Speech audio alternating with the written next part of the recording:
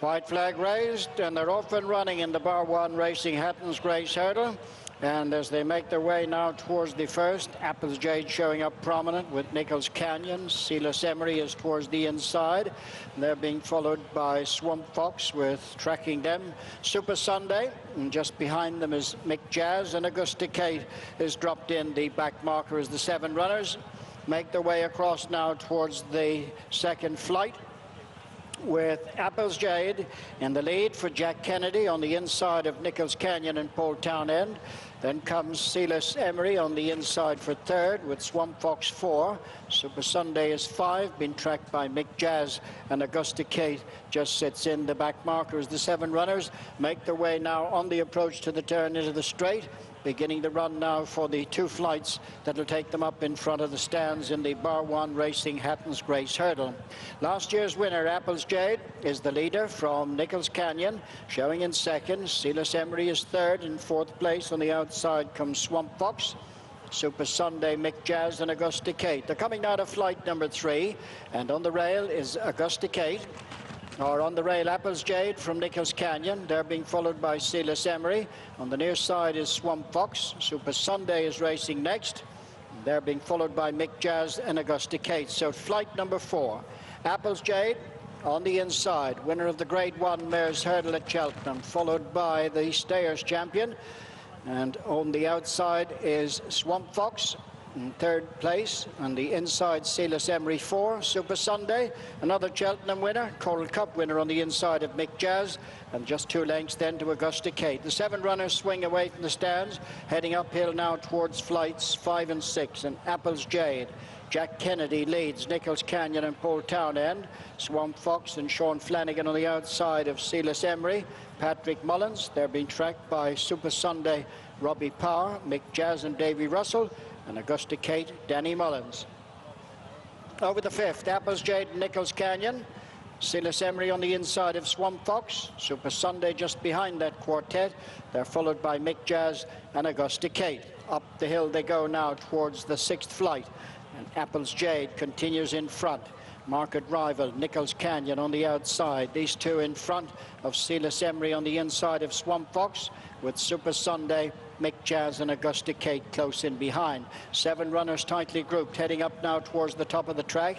Shortly now they'll be freewheeling down towards the next flight, which will be just about a mile from the finish.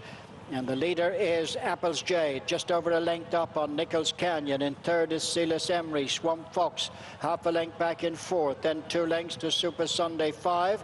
Mick Jazz is 6, and Augusta Kate is the back marker. Now reaching this flight, a mile from home, 5 to jump. And it is Apple's Jade bowling along in front of Nichols Canyon. In third place is Silas Emery, followed in fourth place by Swamp Fox. Super Sunday next, just ahead of Mick Jazz, and Augusta Kate remains the back marker. 7 furlongs to go. They swing the race across towards the 4th flight from the finish. Apple's Jade in front. Nichols Canyon a length off in second. Swamp Fox shading third on the outside of Silas Emery. Super Sunday and Mick Jazz in behind, and 2.5 lengths to Augusta Kate. They've got 4 left to jump. Apple's Jade in front of Nichols Canyon. Swamp Fox, Silas Emery. Super Sunday, Mick Jazz and Augusta Kate. Order maintained as they begin to make their way across towards the 3rd last flight.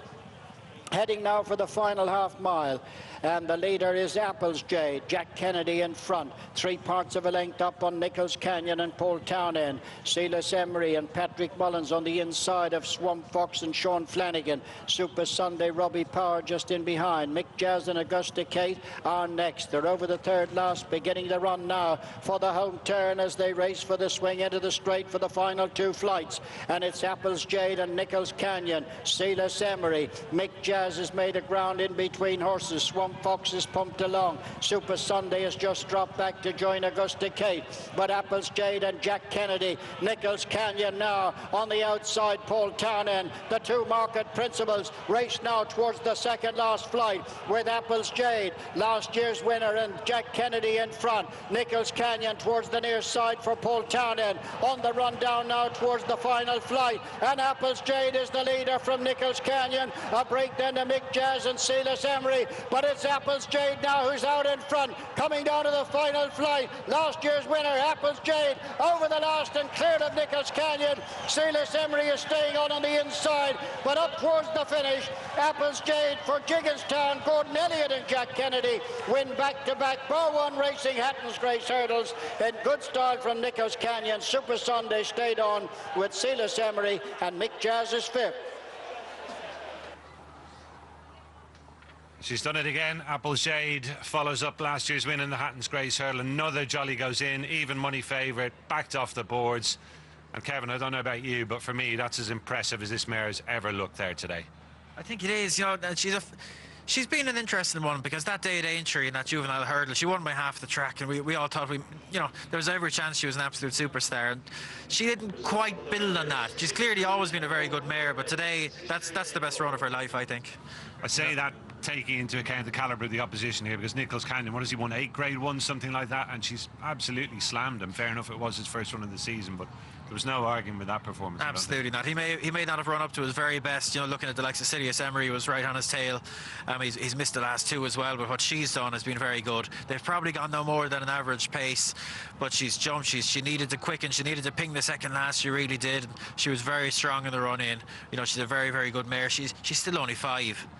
You know, and I know she blew Ivanovic Gorbatov away that day at Aintree, but for me this is the best piece of form she's ever shown, and it'll raise an interesting question for her connections. Will they persist down the mare's route, or will they give her a spin? She can do anything really. She could run in the champion hurdle and compete. She could even potentially run in what seems to be a weak stairs hurdle division, and if she could carry this sort of performance over that trip, she'd probably win that. So loads of options, nice problems to solve going forward. She's beaten the stairs hurdle winner there, Nichols Canyon. Let's see what Jack Kennedy made of it. He's with Matt.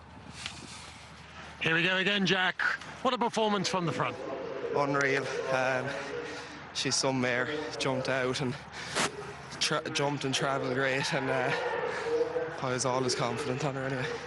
Looked like the best performance of her life, just about. I mean, it's a real peak. Yeah, it is. She seems to be getting better. She's a lot stronger and everything this year, but yeah, gee, she's some mare. And do you think that's her best trip? Yeah. She stays galloping away. She's not slow, but she stays galloping, and she's able to gallop them into the ground over that trip. Anyway. Tell you what, let's make this the final turn, because I'm getting dizzy. I don't know about you, but I mean, she's so terrific. Michael was saying before the race, Michael O'Leary, that the mare's hurdle effectively will be her target, because he just wants to win a race at Cheltenham, and obviously she's going to be a strong favourite, you'd imagine, for that. But does she give you the feel of a horse who could mix it in a champion hurdle and run really well? Yeah, well, I've never rode a champion hurdler, so I wouldn't know, but trust me, you're going to, Jack, the way you're going. Hopefully, anyway. But so she's definitely one of the best I've ridden anyway, yeah. And for you, because you're still so young, Jack, I mean, presumably you are still a little bit pinching yourself. I know you're a top sportsman, and any top sportsman just has to expect it in the end, but your career has been absolutely sensational so far. Yeah, I've just Gordon and the O'Learys to thank for that. They've been very good to me since I started. They've always had faith in me to put me up on good horses, so it's all down to them. How much orders does Gordon give you as a boss? Is he someone who tells you stuff, or does he leave it up to you? Gordon's very good. He gives me loads of advice. He tells me what I can improve on, and even things I do right. But he's very straightforward to ride for, yeah. I guess with Gordon, if he ever tells you to do something you don't quite agree with, you always get one of the tapes of him riding out. No, they would have been before my time, so I wouldn't even know where to look for them. But yeah, he's very good, yeah. Well done, Jack. Great double on the day. And once again, Gary, it's Jack. He's just a sensation. Well, the day is certainly living up to its billing so far, Matt, and this mare will get a great reception, because she's become a huge favourite with Irish racegoers, and I'm sure everyone watching across the water as well. She's just so straightforward, and just see there at the second last then, Kevin, as we watch the replay again, she did just go to her right at that one again. I was saying, watching the race today on a right-handed track, you wouldn't notice her doing that so much on the way around, but maybe it is something that's just crept into her game a little bit. But Today, nothing was going to touch her, were they? Then I did see hints of it again today. Like you say, it doesn't quite stand out as much going this way around, especially when she's hugging the rail most of the way. But it is something. It'll be something to bear in mind when she goes back left-handed. Maybe it's just creeping in because they're asking her to make the running a bit more these days. Maybe that's it. But it's nothing too dramatic. It's a small thing. You know, that's just being very nitpicky. But I love that performance. You'd have to love it. You know, Nichols Canyon, that wasn't his very best. I think that's fair to say. But still, very good performance, very likeable, and you could do anything with her. She's a fabulous mare, and she's only 5. There's no reason to think why she can't keep doing things like this for a long time yet, all being well.